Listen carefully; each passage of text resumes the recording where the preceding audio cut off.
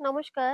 আমার ড্রাগন বাগানের মাঝখানে যে পেঁপে গাছ লাগানো হয়েছে, তার মধ্যে একটি গাছের মধ্যে পেঁপে ধরেছে।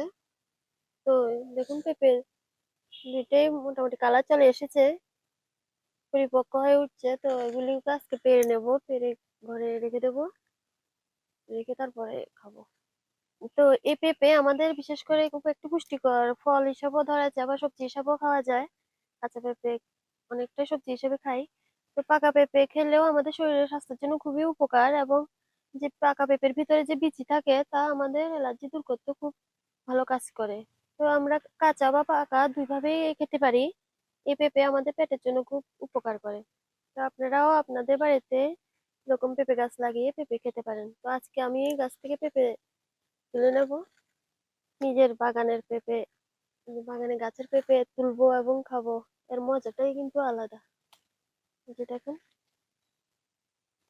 খুব ভারী কিন্তু পেঁপেগুলো।